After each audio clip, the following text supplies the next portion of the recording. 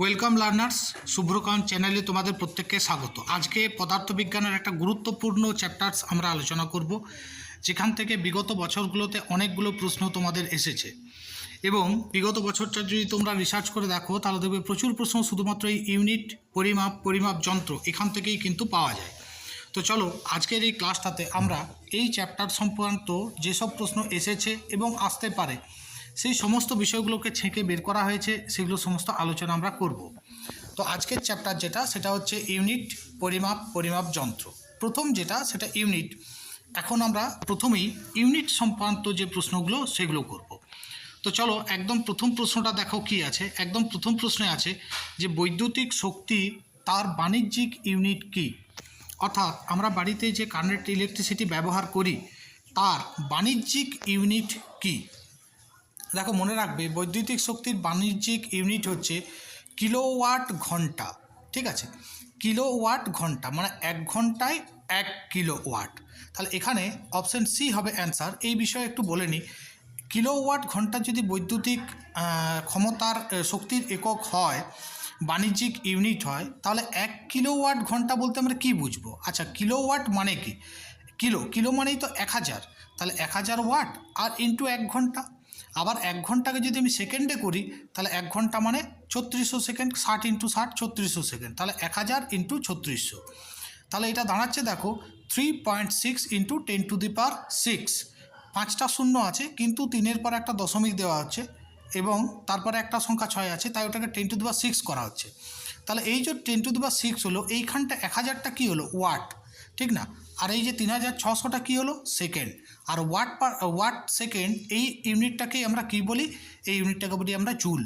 ঠিক আছে, তাহলে মনে রাখবে এখানে একটা সম্পর্কও কিন্তু তৈরি হলো। আমাদের বাণিজ্যিক ইউনিট কি দাঁড়ালো? কিলোওয়াট ঘন্টা। কিলোওয়াট ঘন্টা মানে কত জুল? 3.6 into 10⁶ joule. ঠিক আছে, আর জুল মানেই কিন্তু ওয়াট সেকেন্ড। ঠিক আছে, ওয়াট ইন্টু সেকেন্ড। তাহলে এখানে এই যে সম্পর্কটা আমি বললাম, রিলেশনটা মনে রাখবে। কিলোওয়াট ঘন্টা মানে 3.6 ইন্টু 10⁶ জুল। পরে কিন্তু দেখতে পাবে এই কোশ্চেনটাও এসেছিল, যদিও আমি সেটা নিইনি কারণ এখানেই বলে দেবো বলে। চলো নেক্সট যে প্রশ্নটা বলছে রোধের এসআই ইউনিট কি বা কিসের সমতুল্য? রোধ, আমরা জানি রোধ মানে রেজিস্ট্যান্স। ঠিক আছে, তো সেই রেজিস্ট্যান্সের এসআই ইউনিট কি? মাথায় রাখবে এখানে কিন্তু এসআই বলছে। হ্যাঁ, তাহলে এসআই যদি বলে, রোধের এসআই একক যদি বলে কি হবে? তাহলে একটা জিনিস মাথায় রাখো, রোধ মানে কি? আমরা জানি যে ভোল্ট, ভি সমান কি হয় না আই ইন্টু আর। এখানে আরটা রেজিস্ট্যান্স, তাহলে আর যদি বের করতে হয় আর সমান কি হবে না V by I. V for কি? ভোল্ট, আর এখানে আই হচ্ছে অ্যাম্পিয়ার, তাহলে ভোল্ট বাই অ্যাম্পিয়ার। ঠিক আছে, তাহলে বুঝতেই পারলে এখানে আমি একদম ছক কষে পুরো ছবিটা দিয়ে তোমাদেরকে বুঝিয়ে দিয়েছি। ঠিক আছে, ভোল্ট পার অ্যাম্পিয়ার এটাই হচ্ছে রেজিস্ট্যান্স। তাহলে ভোল্ট পার অ্যাম্পিয়ার দেখো কোন অপশানে আছে? অপশান খ। তাহলে এইটা হয়ে যাবে আমাদের অঙ্কটার অ্যান্সার, এই প্রবলেমটার অ্যান্সার ভোল্ট পার অ্যাম্পিয়ার। যদিও পুরো হিসেবটা কিন্তু এখানে তোমাদের করা থাকবে। তোমরা আমাদের যে টেলিগ্রাম চ্যানেল ম্যাথ ফোরাম সেখানে জয়েন হয়ে থাকবে, এটার পিডিএফটাও সেখানে তোমরা কিন্তু পেয়ে যাবে। তো চলো নেক্সট প্রশ্নটা দেখো। পরের প্রশ্ন বলছে যে ভোল্ট পার অ্যাম্পিয়ার একক থাকা ভৌত রাশি সেটা কি? ভোল্ট পার অ্যাম্পিয়ার, এই মাত্রই দেখলে যে ভোল্ট পার অ্যাম্পিয়ার মানেই হচ্ছে রেজিস্ট্যান্স, রোধ। ঠিক না, রোধ মানেই তো আমরা বলতে পারবো প্রতিরোধ। ঠিক না, তাহলে এখানে দেখো অপশান আছে কাজ, বর্তমান, চার্জ, প্রতিরোধ। কোনটা উত্তর করব? অবশ্যই আমরা উত্তর করব প্রতিরোধ। মানে এখানে অপশান ঘ যেটা আছে সেইটা আমরা অ্যান্সার করব। এটা দেখো আরআরবি গ্রুপ ডিতে পড়েছিল, সমস্ত প্রশ্নগুলো এখান থেকে সমস্ত ছেঁকে নিয়ে এসেছি। ঠিক আছে, এই বিষয়ে একটা কথা আমি তোমাদেরকে বলে নিই, ভোল্ট পার অ্যাম্পিয়ার। তাহলে দেখো এই একটু আগে আমরা দেখলাম যে আমরা যখন হিসেবটা করলাম, এখানে দেখো রেজিস্ট্যান্স সমান ভি বাই আর, ঠিক আছে, বা ভি সমান আই আর। এই হিসেব থেকেই কিন্তু এই সমস্ত প্রশ্নের উত্তরগুলো আসে যে ভি সমান যদি আই আর হয় তাহলে এখান থেকে ভোল্ট পার অ্যাম্পিয়ার মানে ভি বাই আর সমান ভি বাই আই সমান আর রেজিস্ট্যান্স। ঠিক আছে, রেজিস্ট্যান্স মানেই রোধ বা প্রতিরোধ। দেখো এখানে পুরো হিসেবটা আমি করে দিয়েছি এবং আমরা জানি এখানে আর একটা জিনিস মাথায় রাখার জন্য সেটা তোমাদেরকে নিয়ে এসেছে কাজ। কাজ বলতে আমরা কি বুঝি, মানে কাজের একক তো বার করব, কিন্তু কাজের পরিমাপটা কি হয়? কাজ হচ্ছে যে ফোর্সটা আমরা অ্যাপ্লাই করছি এবং সেই ফোর্সটা বস্তুটাকে যতটা স্থানচ্যুত করছে। ধরো এইখানে একটা বস্তু ছিল, সেই বস্তুটার ওপর আমি এফ বল দিয়েছি, দিয়ে বস্তুটা এইখান থেকে এইখানে গেছে, এই দূরত্বটা ধরে নাও এস, ঠিক আছে, এফ ইন্টু এস, তাহলে হয়ে যাবে কাজ, ঠিক আছে। এবং ওইটা কি হয়, অনেক সময় F into S cos theta করি, কারণ যদি ধরো বলটা যেটা কাজ করলো সেটা একটা কৌণিক বিন্দু দিয়ে গেল, তখন F into S cos theta. যাই হোক, F into S in generally মাথায় রাখবে। তাহলে কাজ মানে কি, ফোর্স ইন্টু, এখানে এক্স যেটা লেখা আছে, এই এক্স মানে ইন্টু বোঝাচ্ছে, ফোর্স ইন্টু স্থানচ্যুতি। এখন দেখো এখানে আর একটা জিনিস মাথায় রাখবে, কারেন্ট কি, এইখান থেকে দেখো কারেন্ট আমরা পেয়ে যাবো, কারেন্ট অ্যাম্পিয়ার, আই সমান তাহলে কি বলতে পারবো, এইখান থেকে দেখো আই সমান বলতে পারবো, এইখান থেকে আমরা আই সমান বলতে পারবো ভি বাই আর। ভি মানে কি ভোল্টেজ, আর মানে কি রেজিস্ট্যান্স বা রোধ। তাহলে কারেন্ট সমান মনে রাখবে ভোল্টেজ বাই রোধ, ঠিক আছে। আর চার্জ সমান কারেন্ট বাই টাইম, এটা তো আমরা জানি।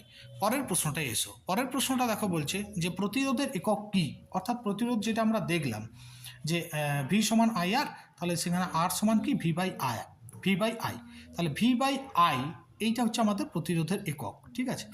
তো আমরা জানি যে সে ভি বাই আই মানে ভোল্টেজ বাই আই, অ্যাম্পিয়ার।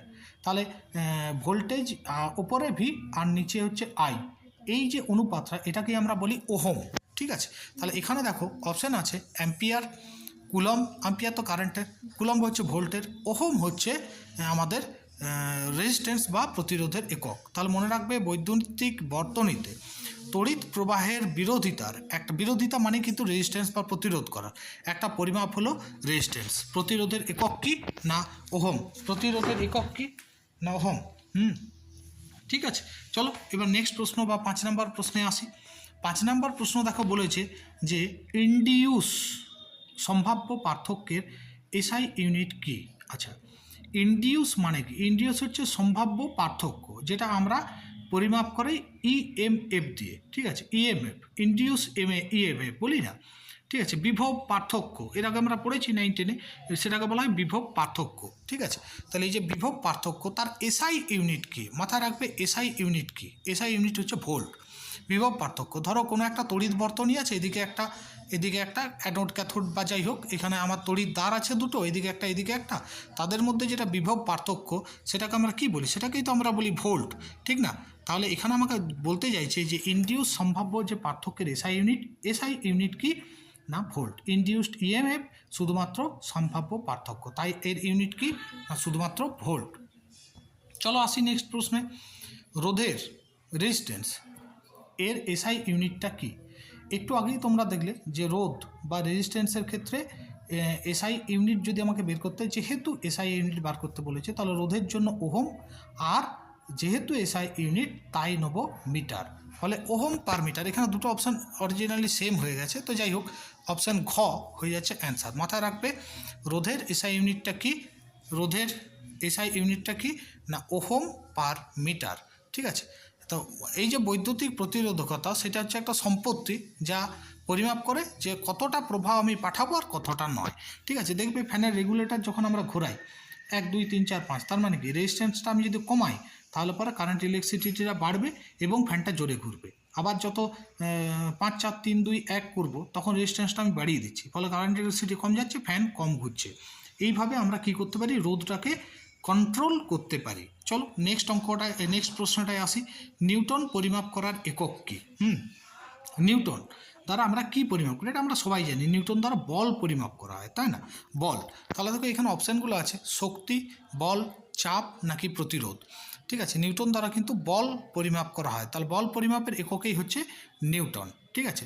এবং এই যে নিউটন এটা কিন্তু এসআই ইউনিট, ঠিক আছে।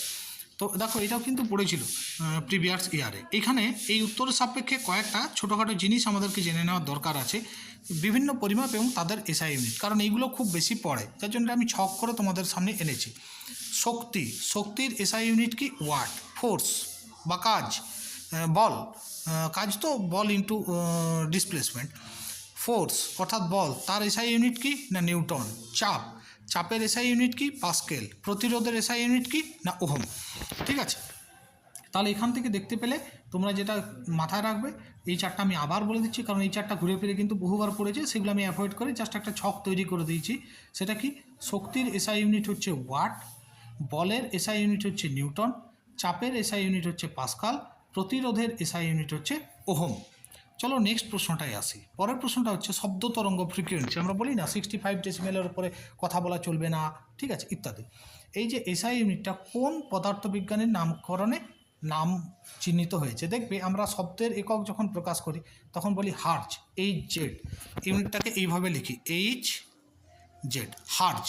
তাহলে বুঝতেই পারছো হার্জ নামটা নিশ্চয়ই কোনো বৈজ্ঞানিকের কাছ থেকে এসেছে। তাহলে এই অপশানগুলোর মধ্যে যেখানে হার্জ এই কথাটা দেখতে পাবো সেটাই হবে উত্তর। Option A Werner Karl Heisenberg, option A নয় নিশ্চয়ই। অপশান বি, এখানে বিটা ওঠেনি, ঠিক আছে, তোমরা একটু লিখে নেবে, হাইড্রিক রুডলফ হার্জ। তাহলে এইটাই হবে অ্যান্সার। আর একটা দেখো আলবার্ট আইনস্টাইন নিশ্চয়ই নয়, আর জেসি ম্যাক্সওয়েলও নিশ্চয়ই নয়। এই সম্পর্কে একটু তথ্য আমরা জেনে নেব। 19 শতকে জার্মান পদার্থবিজ্ঞানীই ছিল আমাদের হাইড্রিক হার্জ। তার সম্মানে 1920 এর গোড়ার দিকে একজন জার্মান বিজ্ঞানী এই হার্জ শব্দটা প্রস্তাব করেছিল যে এইটাকে আমরা কি করব, শব্দ তরঙ্গের ইউনিট হিসাবে ইউজ করব। হার্জ এটা ইন্টারন্যাশনাল সিস্টেম অফ ইউনিটস বা এসআই সিস্টেমের একটা অংশ, যা ম্যাট্রিক সিস্টেমের উপরে ভিত্তি করে। আমরা জানি এসআই সিস্টেম মানেই ম্যাট্রিক সিস্টেম, ঠিক আছে। তাহলে মনে রাখবে শব্দ তরঙ্গের ফ্রিকোয়েন্সি সেইটা কোন এসআই ইউনিট দিয়ে পরিমাপ করা হয়, হার্জ। চলো নেক্সট প্রশ্নটাতে আসি। পরের প্রশ্নটা দেখো। পরের প্রশ্নটা বলছে কোনো বস্তুর উপর ক্রিয়াশীল বল দ্বারা সম্পাদিত কাজের বলের দিক থেকে ভ্রমণ করা দূরত্ব গুণিত বলের পরিমাপের সমান। নিচের কোনটা কাজের একক নয়? একটু আগে আমি বললাম যে ওয়ার্ক ডান, কাজ মানে কি হয়, F ইন্টু এস বা F into S cos theta. থিটার বিভিন্ন মানের ওপর এটা হয়। যেমন ধরো থিটা যদি 0 ডিগ্রি হয় তাহলে কস 0 1, তখন শুধুমাত্র ডাব্লিউ সমান F ইন্টু এস হবে। ডাব্লিউ সমান কী হবে, F ইন্টু এস, ঠিক আছে। আবার ধরো থিটা হচ্ছে 90 ডিগ্রি, মানে তুমি ধরো এমন একটা সিঁড়ি দিয়ে উঠছো যেটা অভিকর্ষের বিরুদ্ধে, ঠিক আছে। তাহলে পরে 90 ডিগ্রি যদি বসাই, আমরা জানি cos 90 0, তাহলে F into S into cos 90 0, তাহলে এখানে ওয়ার্ক ডান হয় না, ঠিক আছে। আবার বিপরীত কাজও হয়, আমরা জানি বলের দিকে কাজ, বলের বিরুদ্ধে কাজ ইত্যাদি। তো যাই হোক, এখানে প্রশ্নটায় বলেছে যে কোনো বস্তুর ওপর ক্রিয়াশীল বল দ্বারা সম্পাদিত কাজটা বলের দিক থেকে ভ্রমণ করা দূরত্ব দ্বারা গুণিত বলের পরিমাপের সমান, ঠিক আছে। এইবারে দেখো এখানে দুটো জিনিসকে মাথায় রাখবে। এই অপশানগুলো আসার আগে আমি যে অংশটা লিখে রেখেছি সেইটার দিকে একটু খেয়াল করো। কাজকে এমনভাবে সংজ্ঞায়িত করা যায় যে কোনো বস্তুর উপর বল দ্বারা কাজ করা বলের মাত্রার সমান বল দ্বারা অতিক্রান্ত দূরত্ব এর গুণফলের সঙ্গে সমান। ডাব্লিউ সমান F into S cos theta. তাহলে এই যে কাজ, তার এসআই ইউনিট কী হবে? নিশ্চয়ই এফের ওপরে ডিপেন্ড করবে আর এসের ওপরে ডিপেন্ড করবে। এফটা কি, বল, আর বলের এসআই ইউনিট হয় নিউটন, ঠিক আছে, হয়ে গেল। আর এসটা কি না, দূরত্বের এসআই ইউনিট কি না, মিটার, তাহলে নিশ্চয়ই নিউটন মিটার, ঠিক কিনা? তাহলে দেখো কাজের জন্য এসআই ইউনিট কী হলো, নিউটন মিটার। 1 2 আর একটা জিনিস মাথায় রাখবে, এখানে কিন্তু এই অংশটাকে, এই যে নিউটন মিটার, এটাকে কিন্তু আমরা জুল বলে প্রকাশ করি, যেটা হচ্ছে kg m⁻² per second square. আর সিজিএস এককটা এখানে মাথায় রাখবে, এই যে দেখো এখানে লেখা আছে kg metre per second square. তো এখানে আমাকে যেটা বলতে চাইছে আলটিমেটলি, তাহলে এটা কী দাঁড়ালো,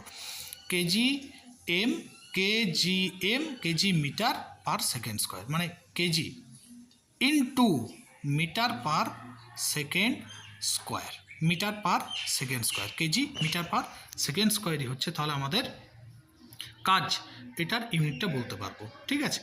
5 কেজি, তুমি 5 কেজি লোহার একটা বাটখারা নিয়ে যাচ্ছ, ঠিক আছে, তাহলে সেই দ্বারা যে কাজটা হবে সেটা কি হবে, kg metre per second square. Metre per second স্কোয়ারকে আমরা অনেক সময় ত্বরণও বলি, ঠিক আছে। চলো তাহলে এবারে নেক্সট প্রশ্নটা আসি, বলের একক। আগেরটার সঙ্গে কিন্তু এটা সম্পর্কিত। এই যে বল, আমরা যে বল প্রয়োগ করছি ইত্যাদি, বলের একক কী, বলের এসআই একক হয়, আবার সিজিএস একক হয়। এখানে অপশানগুলো আগে দেখার দরকার আছে। হ্যাঁ, অপশানগুলো দেখো কী আছে, GM s⁻⁻1, GM s⁻⁻2, GM s⁻², আবার আছে GM, এটা s⁻+2 হতো গয়েরটা, GM s⁻⁻1। যাই হোক, ফোর্স তার জন্য যে পরিমাপ পদ্ধতি, ফোর্স মানে এফ, এফ মানে হচ্ছে এম ইন্টু এ। এমটা কি? এম হচ্ছে মাস। এখানটা একটু ব্যাখ্যাটা দেখো, এফ সমান কি? M into A, M into A. M for কি? না মাস। এ ফর কি? অ্যাক্সিলারেশন। আমরা জানি ত্বরণের একক মিটার পার সেকেন্ড স্কোয়ার। আর এমটা কি? এমটা হচ্ছে ধরো গ্রাম হতে পারে, কিলোগ্রাম হতে পারে, ধরে নিচ্ছি আমি এসে একক করছি কেজি। তাহলে এইটা হচ্ছে আমাদের কি? মাস বা ভর। আর অ্যাক্সিলারেশন কী হবে? Metre per second square, metre per second square, তার মানে এস টু দি পাওয়ার 2। তাহলে আমরা কী লিখতে পারি? Kg metre into S to the power -2 লিখতে পারি, অথবা kg metre divide by S to the power 2 লিখতে পারি। তাহলে একবারেই আমরা কি বলবো? কেজি ইন্টু, কেজিটা হয়ে গেল ভর, আর ত্বরণের একক মিটার পার সেকেন্ড স্কোয়ার, পার যেহেতু তাই এস টু দি পাওয়ার -2। দেখো এটা কোথায় আছে, kg metre second to the power -2, মানে অপশান খ। তাহলে এখানে আমাদের অপশান খ হয়ে গেল এই প্রশ্নটার সঠিক উত্তর। তোমরা অবশ্যই বলবে ক্লাসটা কেমন লাগছে, কারণ ডিপেন্ড করছে এটার উপরে যে আমি পরবর্তী ক্লাসে এগুলো আবার নিয়ে আসবো কিনা। তোমরা কমেন্ট করে জানাও। এরপরে কি করব, প্রত্যেকটা চ্যাপ্টার ধরে ধরে এরকম যত যা প্রশ্ন হয় তাদের ব্যাখ্যা সময় সমস্ত কিছু করাবো, কিন্তু অবশ্যই তোমরা কমেন্ট করে জানাবে যে হ্যাঁ স্যার এরকম ক্লাস আমাদের প্রয়োজন আছে। টাটা।